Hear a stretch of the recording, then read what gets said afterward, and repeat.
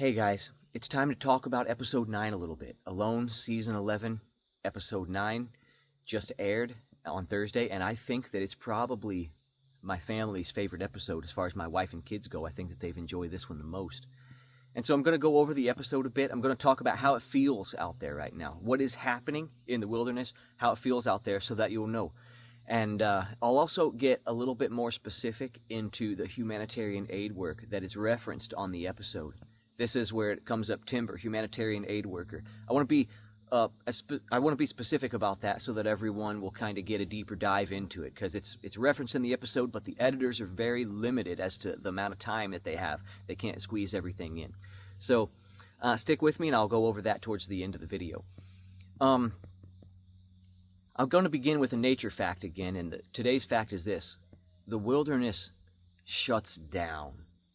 And I'm talking as far north as we are, there's such a great seasonal shift. The closer to the equator, where the sun is more present on an even basis, time-wise throughout the year, there's not as big of a shift in how nature works, what animals are available, and what they're doing. But where we are, we're so far north that there's such an intense shift, such a huge shift as the sun goes away. I think the only way it could be more extreme is if we were actually out on sea ice up by the North Pole. It's the only way it could be more extreme, I believe. But where we are so far north that it's an extreme shift. As the sun goes away, things just shut down. It's at the point right now where we've got some good snow cover on the ground, and you'll see that. Now, when you hear a raven call out in the distance, because the ravens are still about here and there, and they'll be off in the distance, you become delighted, and then you suddenly realize that it's because you haven't been hearing anything. You can easily go now for days and days at a time without hearing a sound or seeing a movement. I think the episode brings us up to day 53, so it's well shut down by this point.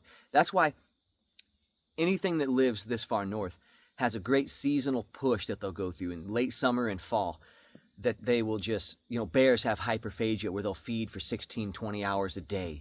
And even the humans up there, you have the food gathering time, and you have to push during that time, because then that time is over, and we've reached the point now where that time is over.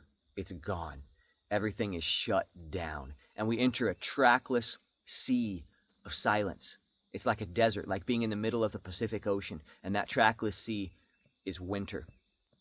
So let's go over the specifics of the episode, how things are feeling out there for everyone. It's just silent. It's just silent now. And on day 50, I think we skipped ahead a bit on a day or two there during the show, but on the morning of day 50, it got cold. That's when the temperature just fell off a cliff, and it was cold. I thought that would happen around day 25 to 30, but thank God it didn't. It gave us a little time. So Sarah, I'm not going to take too much time on the events from each contestant, because I want to save a little bit of time to go over the humanitarian aid work, but I want to mention about Sarah that if you can choose your family, I choose Sarah as my sister. And we've texted it, and it's like we found each other as long-lost soul siblings somehow. I admire and love Sarah that much, and she said a sentence that I want everybody to pick out if you ever watch through there again. She said, "I slayed some demons out here." Now, this is the episode where Sarah has been experiencing a lot of pain, and she has to go home, and we're all behind her decision. But as she goes, she says, "I slayed some demons out here." And that's the victory for everybody. Everyone who goes home from alone without the money, and probably the one who does, goes home having slayed some demons, I believe. And it's a good and a powerful thing. It's a victory. It's a victory. And I want to mention why it happens. Because, firstly, being alone in the wilderness can do it. But alone is different than that. You hear the contestants talk about why is alone so therapeutic. And it's more than just being alone in the wilderness, I can tell you. A lot of people have gone out, and just be like, I'll just be alone by myself in the wilderness for a couple weeks or a month. And wonderful things happen in your heart and mind as you tune out the noise, and that's great. But at the end of the day, here's what makes alone different. On alone, you have the responsibility every single day to talk and open up about yourself. The producers really reinforce this and push it through. And they're like, this is you, this is your story, and we won't have content to edit if you don't do this. Every single day you are tasked with talking about yourself. And a combination of the silence and solitude, tasked with talking and opening up at the same time, is where the magic is made. Between those two things is where the magic is made in the human soul. Because, we can get silent alone with our thoughts, and we can think along the same channels that we always have been. But when we're forced to open up about it and we hear our voice talking about it, we are changed, because we can hear our story from a third-party viewpoint, and we can understand that we didn't mess up that badly, maybe, about the demons that have haunted us. We are a valuable human being, whereas maybe folks have told us all our life that we're not. We hear our voice talking about that, and that's what we wouldn't do if we were just simply alone in the wilderness by ourselves. We'd sit and we'd think, and that's good. And probably most of the good is done through that. But I think the real magic, the real therapeutic effect of alone is the juxtaposition between the silence and the having to open up every single day. There's nothing else I know of on earth that makes someone that has those ingredients. And I think that's what is so radically different about the transformative nature of the alone experience. So I want to point out something about Dub. It was clear to us all that Dub pushed through a fairly major sickness. And I haven't yet watched all the seasons of Alone, so correct me, but is this the first time this has ever been done on Alone? Where Contestant has pushed through a fairly major sickness and come out the other side and been like, I'm well now, I'm still rolling. Oh my goodness, that's amazing, because Dub could have easily gone home and we would have all understood. Everybody would have understood and been like, yeah, Dub, dude, you're sick, man. But Dub's probably gotten through some sicknesses before the same way. Just silent, you suffer, and then you get up and be like, yeah.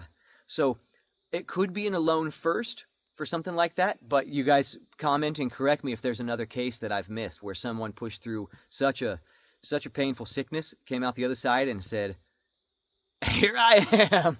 I'm still going. I want to mention about William, that William is... He loses the beaver meat, and when he caught that beaver, he says some things about it being a small beaver, and I want to explain, because if it sounded like William is ungrateful for this beaver, he's not.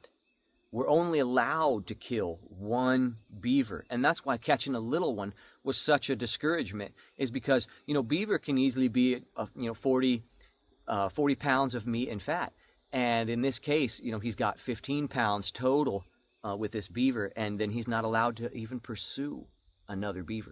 So William is not ungrateful. He's very grateful for that beaver, but that we're only allowed to kill one, and I wanted to clear that up. So basically, I've had some friends ask me questions about my fireplace. I'm going to go to my part in it now, and I'm going to wrap up with the humanitarian aid work. But I'm going to talk about my fireplace first, because some friends have asked me, it wasn't really showed, what fireplace do you have?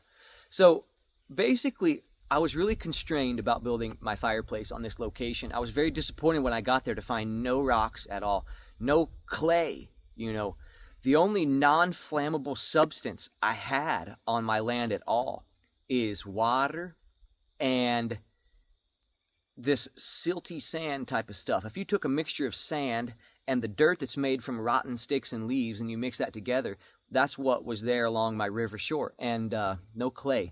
So that makes it tough, because if you stick all that stuff, that silty stuff, to something, it gets dry and it all falls out just like sand. So what I did was, in the back of my shelter, man, I racked my brain about this for days. In the back of my shelter, I built my back shelter wall recumbent like this, in the recumbent position, about this steep, I would say, and I piled 4 to 6 inches of that river sill on it, all the way up top and bottom. And being on an angle like this, it kind of sat there and stayed as it dried out, and didn't, if the wall had been up like this, it all falls off, and then I have no fireplace for my fire. So my fire is right against that back wall, and I'll have to say that sand and dirt is working really well to reflect heat into my shelter, because, you see me there when it's really cold outside. I have my shirt off in the shelter. It could be really, really warm in there when you have the fire cranked up. So that's what my fireplace is like. But the smoke was a problem, and then I put that moose hide up there, which helped a good bit. I think that it's obvious at this point that I'm not, really gaining weight from all the food that I have, and there's 2 reasons for that.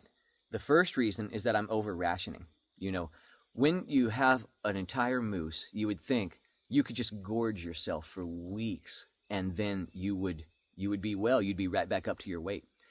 It's true and untrue. I'll get into that. But firstly, I'm not gorging myself on the moose. I'm just eating at it because I'm trying to eat a lot of fish. I'm trying to save the moose. It's a real mental battle, and it's a mistake that I'm making. You know, I have, if you have 600 pounds of meat, I'm going to use 600 because I think that's about the number they put on the screen. And I think it might have been a little more meat than that on the moose total, but we'll say if you have 600 pounds of meat and you smoke it all. Now, I had to smoke my meat because it was so warm that it would have spoiled. I kept out a little bit of fresh meat, and the tail end of that did spoil, and I used it for pike bait, okay? So all the bulk of that meat had to be smoked. And when you smoke 600 pounds of meat, it leaves you with 150 pounds of jerky. And it's it shrinks it down. So think about, you cut that amount of meat in it, 25%, 1/4, and that's what it looks like. So I've got that quarter split between my shelter and my cache, right? But what's happening is that I'm sitting there and I'm thinking, I've just taken out a lot of the nutrition, a lot of the edibility of this meat. And as the weather got cold, I'm thinking, I'm still seeing moose. So somebody else out here kills a moose. Now what you are is you're up against that person. In the mind, you're up against that person. And that other contestant still has all 600 pounds of his meat. And it's fresh. So he can gorge himself over there. And you're looking at your jerky and you're like, how long do I have to make this last? 150 pounds of jerky to beat him with 600 pounds of fresh meat and fat. That's the battle you're going through. And you think to yourself, I have to make this jerky last until that man with a fresh moose is out of meat and goes home. This is a mental battle. It's a struggle. And you have no way of knowing if someone else kills a moose, but you have to be prepared to beat them in case they have.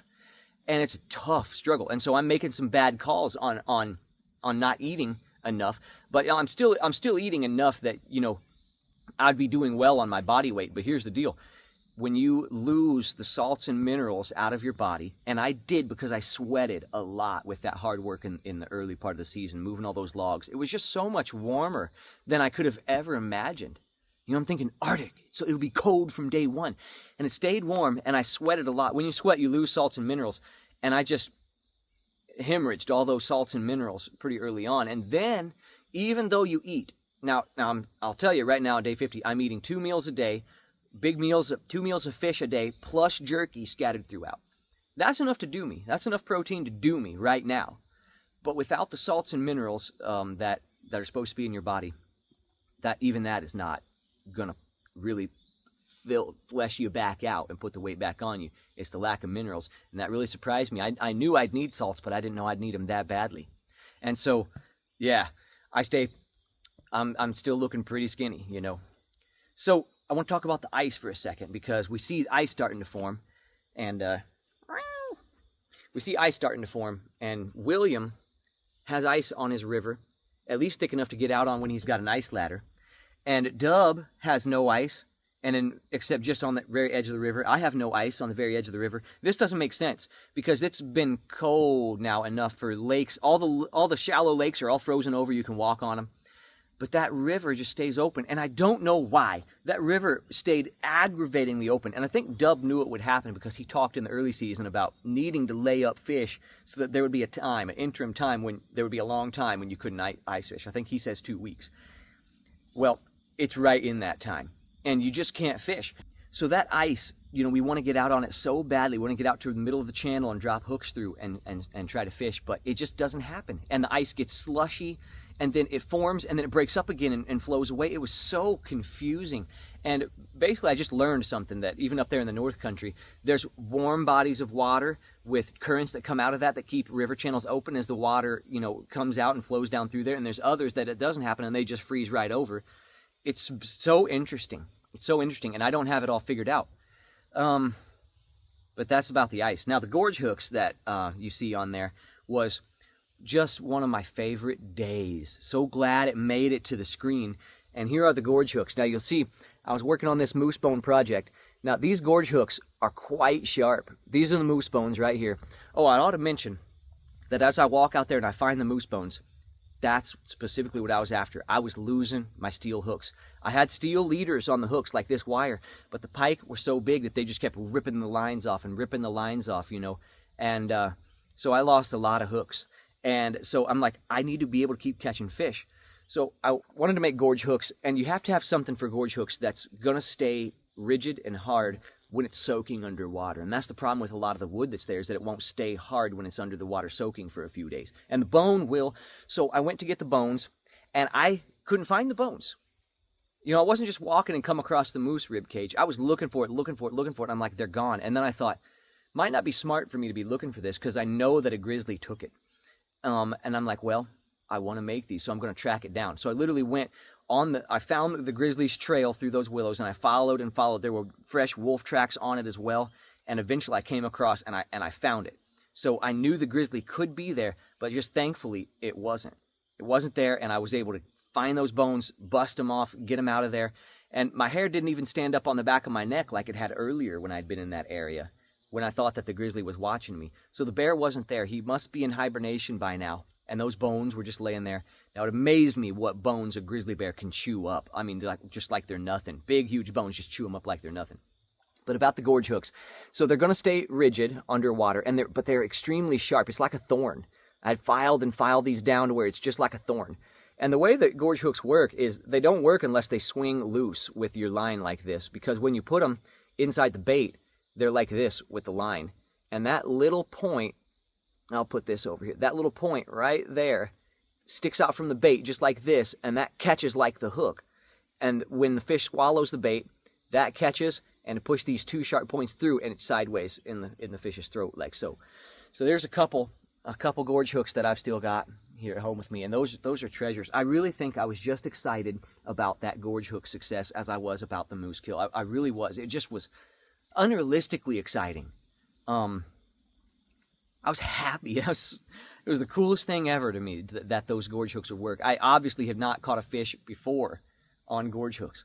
I've understood the concept, but I hadn't caught a fish before, and it was so cool. And I'm glad they put it on screen there. That was the funnest day. That's all I'm going to say pretty much about the episode. I'm going to talk now about what is humanitarian aid work to me and why I do it. You know, I reference it here and there a lot on the show, and it's on screen.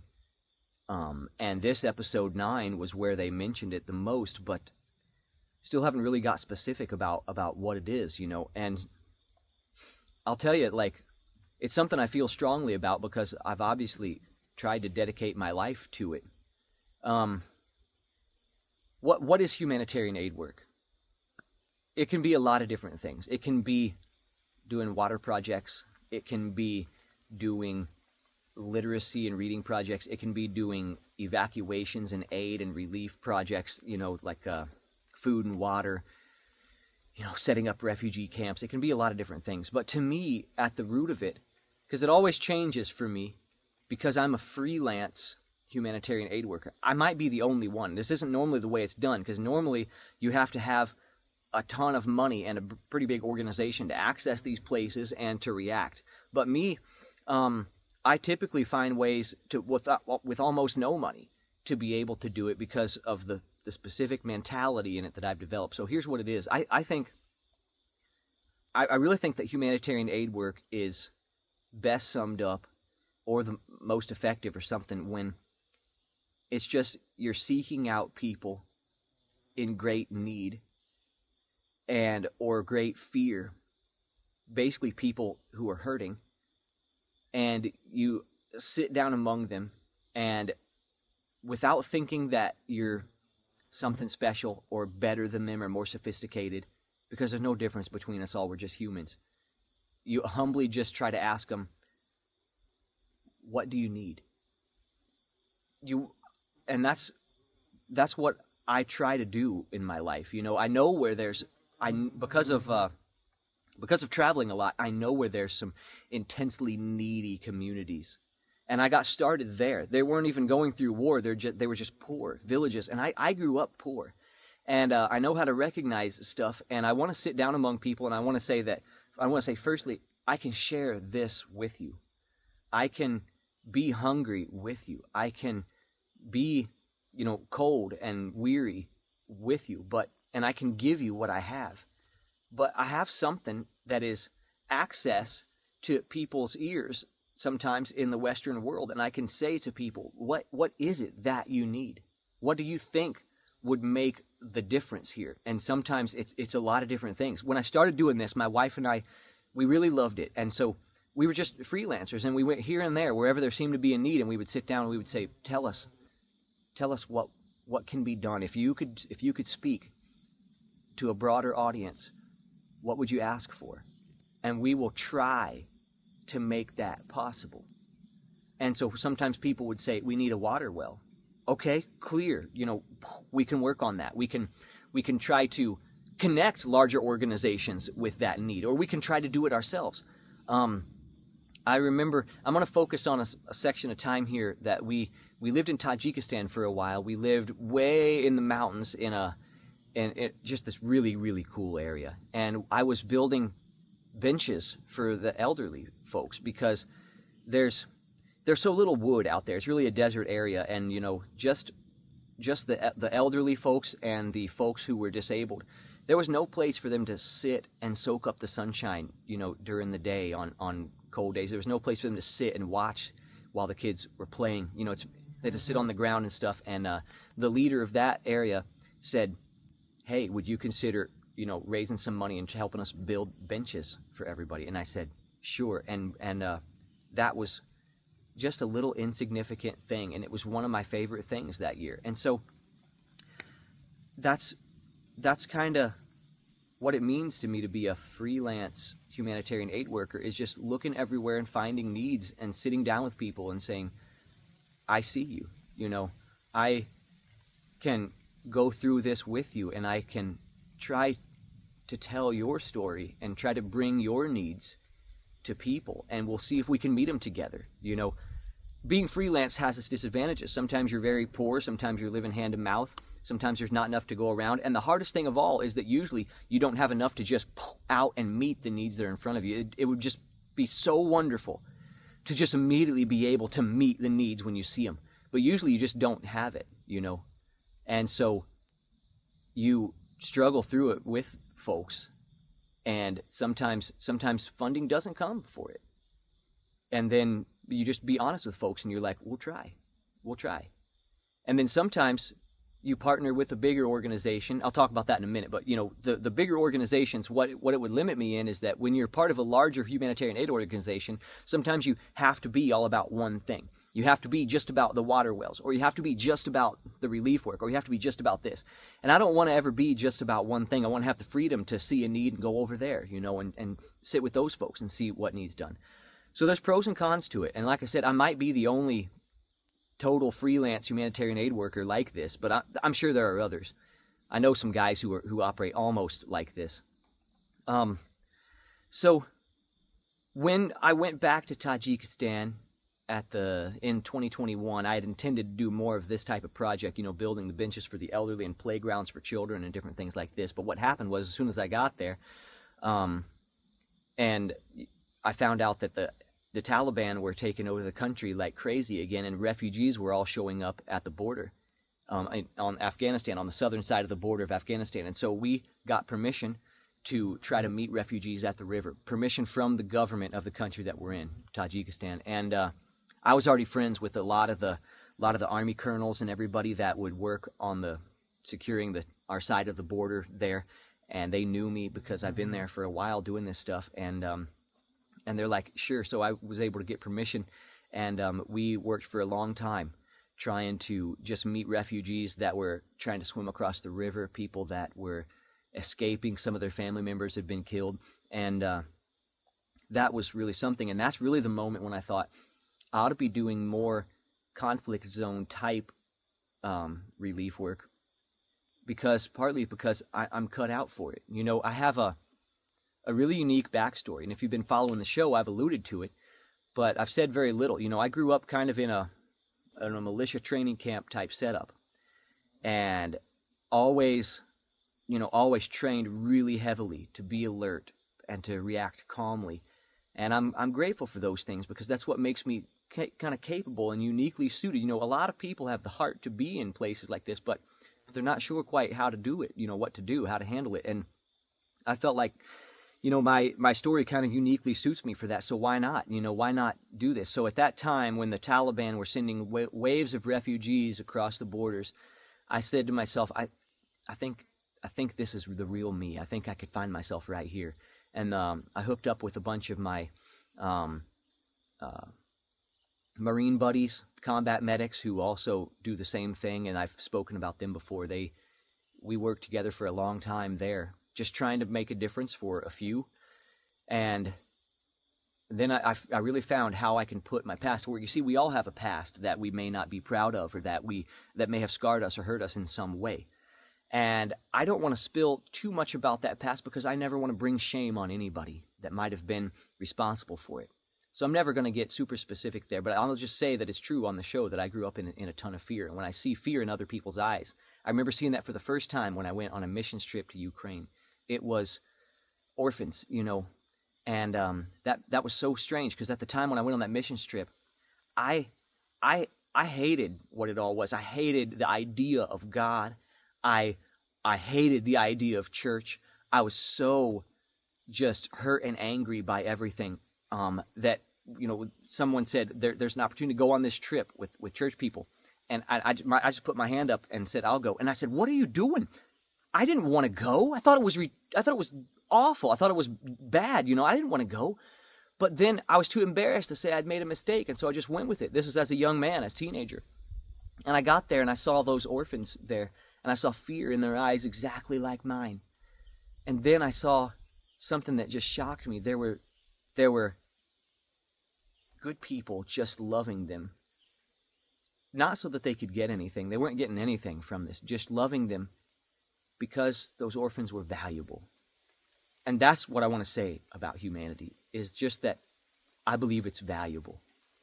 And as folks loved those orphans, I saw the fear go away, as I mentioned on the show, in the eyeballs of these kids, one after another. I wanted it for myself so bad, so bad. And I remember going out and standing in the woods in Ukraine at that time, and there was a place where there was like an old World War II battlefield. There were some slit trenches, half filled in and all this. And then I wandered through there, and I was really impressed by it. And then I found some big mounds of dirt, and on the top of the mounds of dirt, it was caved in a little bit, and it was graves, and there was a stone there. And it said, beneath each mound is, I think it said 2,000 civilians that had been rounded up and killed by the Nazis on their drive through Ukraine in World War II. And I just exploded into tears at that time, if I remember right, because the value of humans that have been impressed on me, that I think God places on humans. Humans are valuable. You know, they're worthy of love. That just was so smashed in the face of seeing these mounds of dirt all sunken in at the top, and thinking of 2,000 humans, all that loss of life. And I looked up to the sky and I just said, God, if you can save me from my own fear and anger, like I've seen in the faces of these other kids, and then if you can use my life for people like this, and I pointed at the dirt, and I said to try to be there for people like this, to show them that they're valuable, that they're not just, you know, to hopefully save them from being killed, to show that there's value there in human life. I didn't know what I was asking, but I just looked up the sky and I said, God, if you'll do that, I'll give you every scrap of whatever I am, you know. And man, I was just an angry, awful person at the time, just angry and fearful. Just all my fear just turned into anger. And then God took it away. Just through seeing that human beings are valuable enough that He would love them through other people. And I just wanted to do that. So that's why when I went overseas and started traveling, that's why I said, I want to do this kind of work. And that's why when I saw people fleeing away from Afghanistan, I said, I really want to do this kind of work, because this brings me full circle. And it brought me even more full circle when I got the invitation by a group of awesome combat medics to go help them in Ukraine if Russia were to invade. And I said yes, and then Russia invaded, so we worked there for a while. And I got to help evacuate the same orphanage I'm going to have a hard time saying this. The same orphanage that I had gone and visited as a kid, and that's where love found me. I got to help evacuate the same orphanage because they were starting to take missiles into their neighborhood. And then I knew that God had heard my voice, you know. I said in Ukraine, I was like, if you can use my life for something like this, you can have it. And, wow. That's the greatest gift I've ever been given. You know? So, more there in Ukraine, I still wanted to do, I wanted to do more conflict zone type work because I really find myself there. And with the buddies that I do it with who are such amazing people, heartless, selfless, loving from the heart, everyone that they come across, friend and foe. That's where I see God. In that kind of love is where I see God. And I don't do that because I think I'm something. I want to do it because I just want to see it more. You know. So, all in through that, I had had my wife and children along with me for years of doing, building the benches and doing the water projects and, children's playgrounds and stuff like this. But in the war zone stuff, they obviously, you don't want your wife and family to be there, so don't worry about that. There's places that only I will go in and my wife and family will stay behind. And that's hard on everybody. And the war zone stuff is hard on a person, It's hard on you when you're around death at all, And so that really that's the entire reason that I auditioned to get on Alone. Because I came back and I said, we need just some time. And, man, I was on edge a lot. And so I auditioned and I said I'd like to get on Alone. And I just blew my mind when they wrote me back. Blew my mind. And I guess I'd just take this last moment to say thank you to the producers for just allowing me to be there, because I found so much peace, again, after all of that in the Arctic, being in the Arctic. I remember right about day 50, the ice starts to crack and bust, and then it's loud, it sounds like artillery. And I didn't even jump, I was fine, I was like, wow, this is good, And so, basically, there's a lot more aid projects that I haven't described, but that's a thumbnail sketch of the last few years of it, and I wanted to present that to you guys so that there would be more specifics there, with the specifics not being on the show. So you have that, and you know me a little bit more, and I know that I'm